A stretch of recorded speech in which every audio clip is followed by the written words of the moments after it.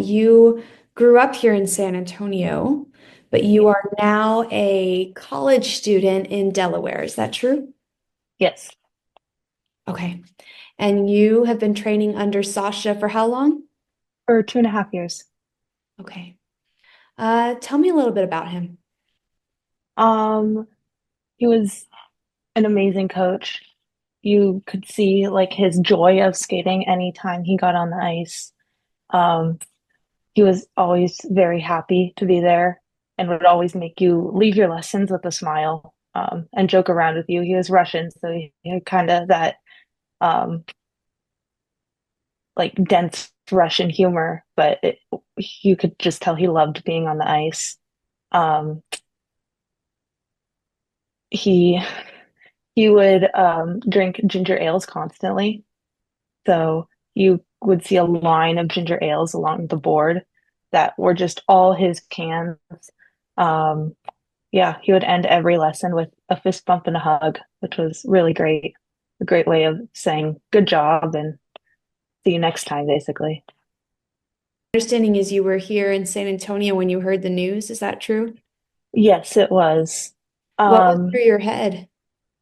well, we heard about the crash Wednesday night, knowing it came from Wichita, where nationals was just held and the development team camp had just ended on Wednesday. I knew that there were likely to be figure skaters on the plane. I didn't know who at that time. Thursday morning, I woke up to a phone call from one of my teammates saying that Sasha's dance team, Sean and Angela, were on the flight and we didn't think they survived. At that time, we didn't know if Sasha was on the flight, so we were trying to gather that information. And then a couple hours later, another one of my teammates received a message from his wife saying that he was on the flight. So it was definitely really difficult to hear, but what's so great about our team is that we're all there for each other and being able to, even be halfway across the country from my teammates, but on the phone, on FaceTime with them, all experiencing this together. If you could say anything to Sasha right now, what would it be? Um, Thank you, Sasha, for everything you've done for my ice dance and just for my skating in general. I came to Delaware not really doing much ice dance. I had tested some, I'd never competed it. It was almost more of like a chore just to get through all of my tests. And you really took it to the next level for me. You got me ready for competitions. You got me through several of my tests. Um, and you made me fall in love with it. Yeah. Anything else that you want to add? I know we had the vigils today here in San Antonio. Um, Mhm. I assume y'all have had something similar there or are planning to have something similar in Delaware. Yes, we had a memorial service that was held yesterday at the Fred Rust Ice Arena at the University of Delaware, and it honored Sasha, Sean, and Angela and their mothers who were all on the flight. Um, there were, I believe, over 1,000 people in attendance. It filled half of a 2,500 seat stadium. Um, and then over 300 people on Zoom and on social media watching as well. And it went on for about an hour and a half with people coming up and telling their stories of Sasha and Sean and Angela, and people from the rink talking about when Sasha was there as a kid training all the way to him being a coach now and coaching his daughter and coaching alongside his wife. Wow. And you knew some of the other skaters too that were on the plane. That's what you were just mentioning. Yes, Sean and Angela were 11 years old. They were an ice dance team and they were undefeated in juvenile in the nation. And so they received a spot at the National Development Team camp. And they were in Wichita with their mothers and with Sasha for the camp. And I mean, they were amazing kids. I didn't have too much interaction with them, but I almost never skated a session here where they were not on it. They worked so hard. Being 11, just having that motivation and that drive to work as hard as they did and to compete at the level they did.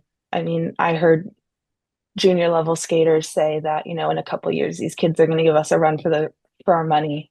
So they had such an amazing work ethic, and they were also just kids. When they weren't training, they were running around the ice with their siblings. They were playing guitar off ice. Sean used to bring his guitar and play it in the lobby. Um, but yeah, they were such fun kids to be around, always there with a smile, always there being goofy and just really, really loving skating. Yeah. Anything else you want to add about Sasha or any of the other skaters? Um, I don't I don't know. I think that just this community is so tight knit, and Delaware specifically is has so many generations of skaters and coaches, from people who have skated here their whole lives and now are in their coaching career, to young kids who are just starting skating, to all the collegiate skaters that come from all over the country. And it was just really heartwarming to see yesterday everyone come together and to celebrate these lives and how they impacted our community here after such a tragic event. And how old are you? I'm 21. 21. Okay. And what's next for you? I assume he wasn't your only coach, or was he?